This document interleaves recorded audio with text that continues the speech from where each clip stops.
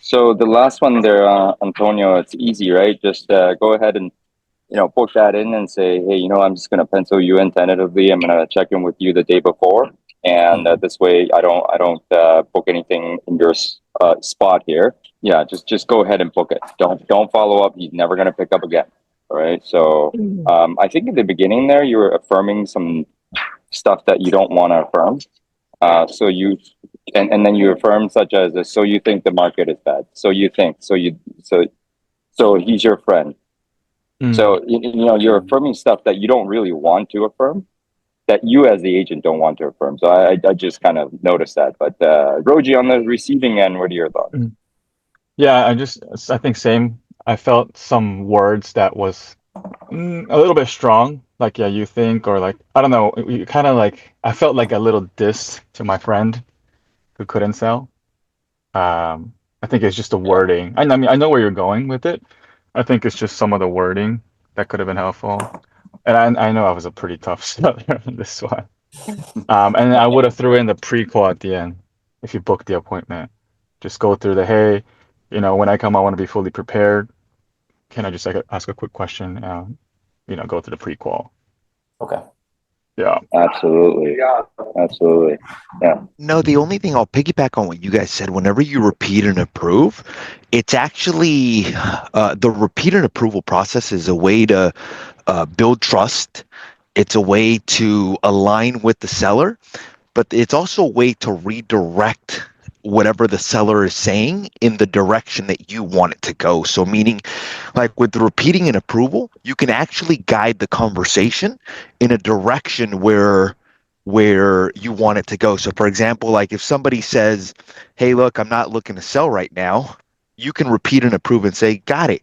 So it sounds like at some point in the future, you're still wanting to sell, is just not the right timing. And then I'm like, yeah, that's accurate. Which what I did is I basically guided him in being like, hey, look, like, yes, I am interested in selling, just not right now. But at least now I've gotten that out of the way that they still want to sell, is just not the right timing. But whenever people repeat and approve, I think you guys are spot on that you have to be very careful as to what you're repeating and approving, because if you're repeat and approving the wrong things, it's guiding the conversation in the wrong direction. But if you're repeating and approving the right things, then it's guiding the conversation in the right direction, basically. Yeah, great feedback as to why you don't want to approve the way you did, and then why you want to approve the way you want the conversation to go. Thank you for that, Jose. All right, And then I think I said this in the last call. The ultimate level of repeating and approving is when you start hearing things like, that's exactly why, or that's exactly what I mean, or yes, like whenever you start hearing the consumer saying those things like that, that means that like you're actually understanding what their goal is. So sometimes they'll say to me like things like, hey, look, like I'm just like, I told this guy yesterday, he's like, yeah, I'm just getting to an age where I don't know, like I want to sell and kind of just relax. And by repeat and approval was like, okay, so it sounds like you're just getting to an age where, I mean, you want to simplify life, you want to enjoy life. And he goes, that's exactly what I want. Part of working with somebody is building trust. The other part of working with somebody is them feeling like you really understand them, even on an emotional, deeper level. And that's like the ultimate level of repeating and approving, basically, when you can take what they're telling you, repeat it back to them in a way where they feel understood, basically. And you're guiding them in the right direction. Okay, who wants to go next? Yes, sir. I want to run the CMA part of it again, of the listing presentation. Jose, can you be the client? You can have direct feedback. I'll be the client. Yeah, I'll be the client. Yeah. Okay, well, hold on. Okay. So, Jose, the good news is we really have two more things to look at during the remainder of our time together today. The first one is the level of motivation, which seems to me it is very crystal clear that you want to make this move to Texas happen, correct? Yeah, we definitely want to make that happen. Understood. Crystal clear there. And the second thing we need to really focus on today is going to be the price of what the marketplace is showing us. So what I brought with me today is called a competitive market analysis, which I also emailed to you beforehand. Were you able to take a look at it, Jose? Somewhat. Yeah, I somewhat did. Yeah. Uh-huh. Got it. I know you're a busy guy, so what I did, I brought with me today on my laptop. So what we're going to be doing together as a team is really look closely through this information through the eyes of the buyer. And what's going to come to the surface, it's not going to be a pinpoint to the penny in terms of the price, but instead what we're going to find is a very tight, realistic range as to what's reasonable based on what the marketplace is showing us. Does that make sense? It does. Yeah. Got it. And it's going to be comprised of two types of research here. The first one we're going to be looking at is the active unsold listings. Okay, these are homes on the market right now that's not selling. Okay. Okay? And it's going to Yes. be Yes. very important information for us to look at because, your neighbors have done us a huge, huge favor. Do you happen to know what that is, Jose? No, I don't. So the good news is your neighbors have actually tested the price on their home and what's not working for them. So we can learn from this information and potentially be able to leverage from this information. Make sense? It does. Yeah. Got it. And the other thing that we're going to be looking at, what I like to call is reality, right? These are actual homes in your neighborhood that have actually sold recently. And we're going to be looking at each picture. And you tell me, hey, this one's better than mine, or hey, my home is better than the one that sold in this area. Again, by looking at these two info, we're going to come to a very tight, realistic range. And then from there, it's going to come down to strategy because pricing a home is definitely a strategy and attempt to get the most. I'll go over with you a few pricing options, and you decide what you think is best for you and your family based on your timeline. Okay. I'm Fair good with enough? that. Yes. Okay. Roji, what do you think my home is worth? Just out of curiosity. Yeah, I'm glad you asked, and we're definitely going to go over that because the moment I blur out a number right now, the next question you're going to ask me is, how would you get to that number? Right? So instead of me just telling you, we can look at this information together as a team, and it's going to be apparent of what the marketplace is showing us. Got it. Okay? Okay. Perfect. So just before we go in, I brought this tax record of your property. I just want to confirm your home is a 3-bed, 2-bath, correct? Yes. Yes, it is. Got it. And I have the square footage as 1,800. Is that still the same? Correct. Okay. And then just the lot size I want to confirm is just below 6,000. Okay. Yes. Perfect. So, and then I'm gonna go look into let's just say we went the CMA. Okay. So, Jose, after looking at this data together, right, and we saw what's on the market right now, we saw what actually sold in the area, and if you're a buyer, not a seller, and you looked at this information, and you were gonna write an offer on your own home, I mean, honestly, what do you think you would write an offer where it's somewhat reflect of fair market value? Well, I was kind of hoping that you would tell me what you think. What do you think we could list it at? That's yeah. So we came to a range, right? But based on looking at this, it was realistically somewhere in the range of like 750 to 800,000. And the two strategy that we have here is you can always start a little bit higher, leave a little room to negotiate. The only challenge that you have there is it might take a little bit more time. And I just want to be clear that your goal was to get this home sold in the next 90 days. Is that still the case? Or have that changed? Uh, yeah, that's my goal. Yeah. Okay. So if you say 90 days, let's say 30 to 45 days to close escrow. So we really have another 30 to 45 days to get you an offer that's going to make sense. So just keep that in mind if we go that route. The other pricing strategy is going more like on par with the market, if not tidbit under, just to get as many people through your door. And what typically happens is we start to see buyers bid over each other.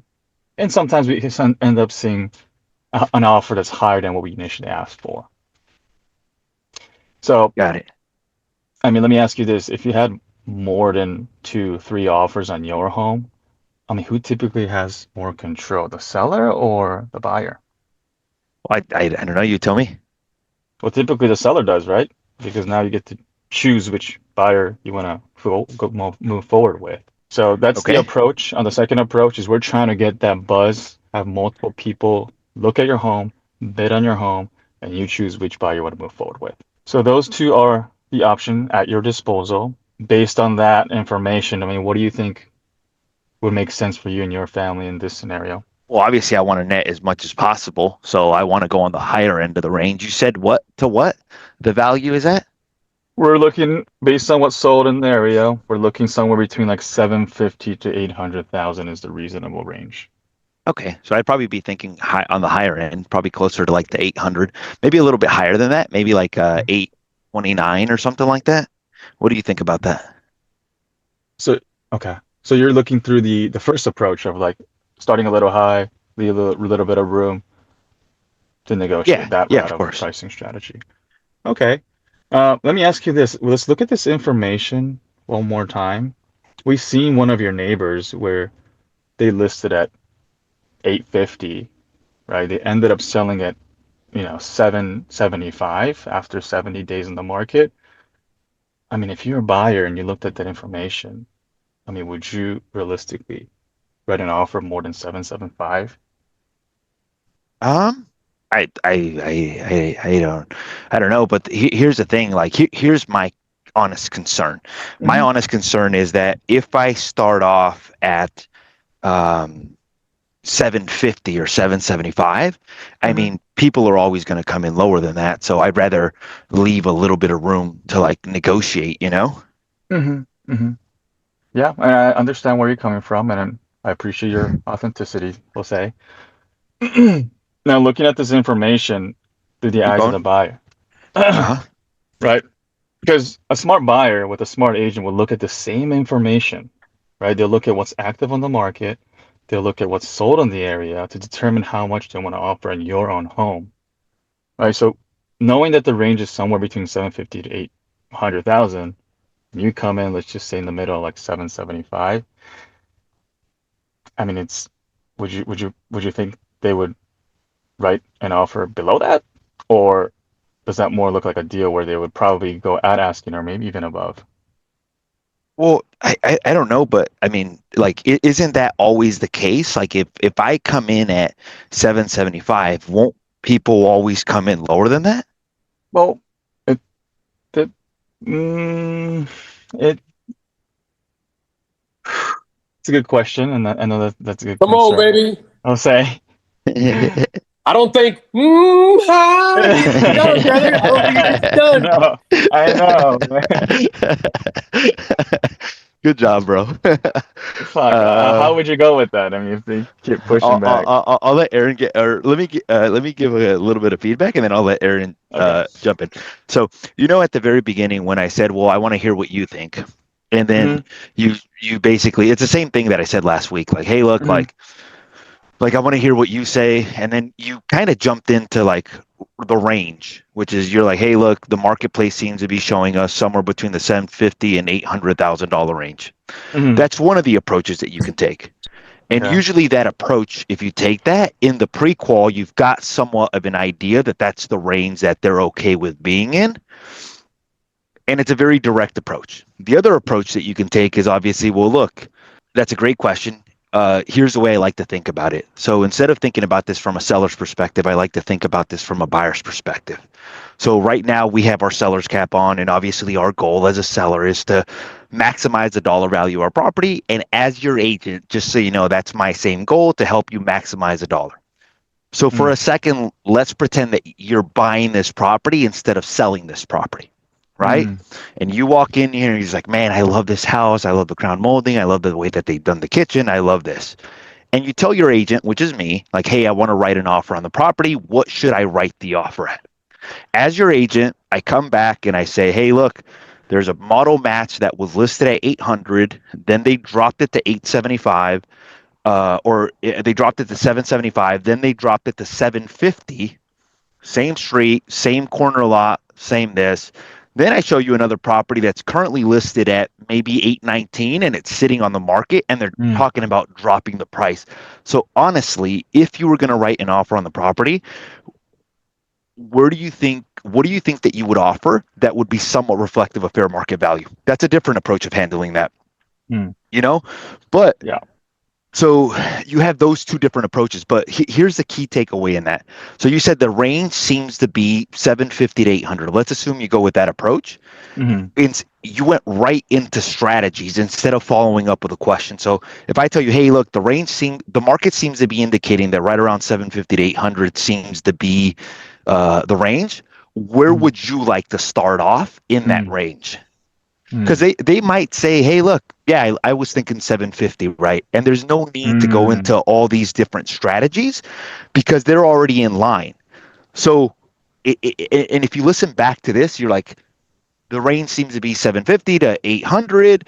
Now there's two different strategies that we can implement, blah, blah, blah. And you start going on this tangent. Before you go into that, just say, hey, look, the market seems to be indicating somewhere between 750 and 800.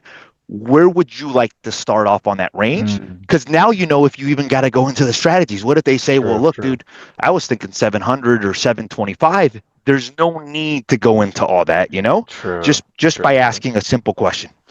So just the other piece of where they're at in their head. Yeah. Now here's the other piece of feedback, and I do this on our presentations. When I'm like at the very beginning, when I'm setting up the frame, and I'm like, look, the market's not going to give us it's not going to give us an exact dollar amount. Instead, it's going to give us a range. The way I set it up is I actually give a small explanation for that. And I find that when I give that small explanation, I'll find people like nodding their head, or basically like nodding their head, which means that they're agreeing with me. I'll say something like, well, and look, the reason it's not going to give us an exact dollar amount is because every property is different. Yeah. Meaning they are all going to vary based on square footage. They're all going to vary based on location. They're all going to vary based on condition. They're all going to vary based on when they sold. And usually when I say that, like most people are like, that's true, basically. So just I like to add that. You don't have to add that, but that's something that I do add, and I find that that I align with people very well with that, especially with if a property is unique. Saying things like that, I think, would help you. Now, we can definitely. Okay. Now, the last piece of feedback that I would give was, at the end when I said, well, I was thinking a little bit higher than that, like out of the range. 8, like out of the range, you can say something like, look, we can definitely do that. Like, so agree with them, or not agree with them, align with them. We can definitely do that, obviously, because you're the boss and you get to make the decisions. With you, what would concern me for you and your family if you ended up choosing that approach? So before you get into the whatever you're going to handle that's a good way of framing it at the very beginning. Now you can go into a couple different things like we can definitely do that because obviously it's your home, you're the boss, you get to make all the final decisions. Can I share with you what would concern me for you and your family if you ended up choosing that approach? Sure. Well, your neighbor over on 123 Banana Street has actually done us a huge favor. Do you know what that is? No. Okay, well, he's actually tested the market for us. You see, the neighbor on 123 Banana Street actually started off at the 820. They then reduced it to 800, dropped it to 775, and then they dropped it to 750, and that's actually when they sold. So we have a choice, and the choice is yours. We can either A, position your property at a price that your neighbor has tested, meaning they tested at 819 and it didn't work for them, or B, we can actually take a look at the strategy that they implemented, learn from it, make adjustments, and actually position it closer to where the marketplace is indicating that the value is. Based on what's important to you and your family, which one of these two strategies would work better for you? Got it. I feel like I'm getting all the ammos, right? Like the scripts of the whole, like, hey, there's a two strategy, or, even the one that you said it up front was, all the property is different. It varies in size. Like, I know it, but sometimes it's when to use the script is kind of where I need to work on. I feel like. It's just positioning it, which is good. You're getting one step closer to actually, and this is actually probably one of the most, if not the most important conversation, learning how to present price. at the presentation. So I agree with you. I feel like you've got the individual little liners is just implementing them in the right direction. And the only way that's going to happen is just continuing to practice that part of it. So good for you, man. Thank you. Yeah, and Novello? continue to resist the temptation to fall into the trap. Yeah. Because even by offering like a range, you're kind of falling into a trap. So when he's like, well, what do you think? It's like, well, I appreciate you asking. And having looked at this information together as a team, I find that the buyer's hat's a little bit different than the seller's hat. So if you were going to buy this home all over again, let me maybe ask it in a different way. If you were going to buy this home all over again, having seen what's active on the market, not selling, seen what's sold and closed most recently, realistically, I mean, as a buyer, where do you think you'd feel comfortable making an offer that you believe would be reflective of fair market value? And then let's say he hems and haws again. Most people give in and they just, oh, well, I think, which is a major mistake. Instead, the marketplace is showing you, but I would propose we go too deep before we get there. So the second one we go is like, all right, well, let's see. He's like, well, I don't know. And he hems and haws or whatever.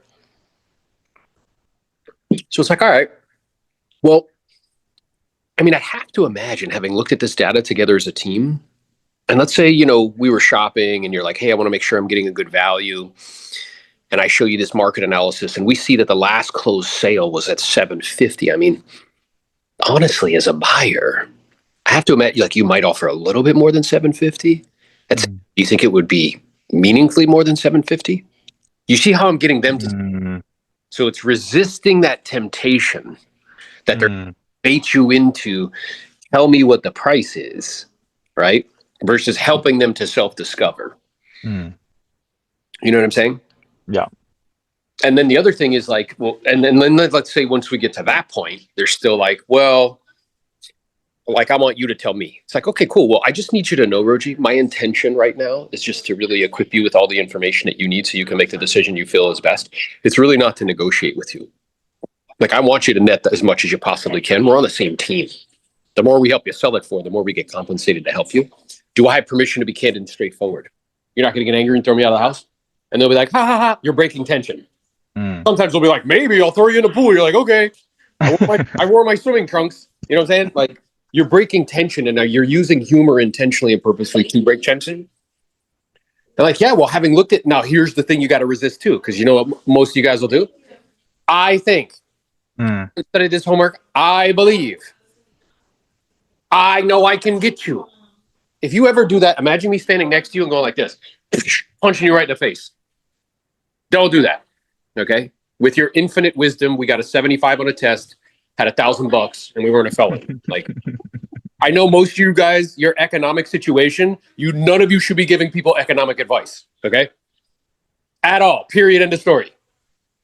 So instead of trying to lead with authority, let's say you get to that point where they're like, yeah, well, just tell me. It's like, okay, do I have permission to be candid, straightforward? I break it with tension. You're not going to get angry. Throw me out of the house. You're not going to get angry. Throw me in the pool. And then you're like, ha ha. When I come on when I go on appointments, I bring my swimming trunks just in case. They're like, ha ha ha. Okay. Well, having looked at this information very closely and seen what's active on the market, not selling, seeing what's sold and closed most recently, looking at those market statistics in terms of changes in the market, the marketplace seems to be showing us somewhere around. Now, you know what you did? You gave a big old range. You're backing yourself into a corner, player. Because when you say 750 to 800, what's the first number he's thinking in his head? 800. And what should it be listed for? 750. So guess what's going to happen? You're going to list it. Okay, good. You're going to go back. I took a listing. I'm such a good boy. And then it ain't going to sell. And then you're going to ask for a $50,000 price reduction. He's going to be like, nope, 20,000. And it's going to take you 3 months to get to the 750. And guess what? The marketplace moved. Now it's worth 730. Hey, who created that problem? You did. Does that make sense?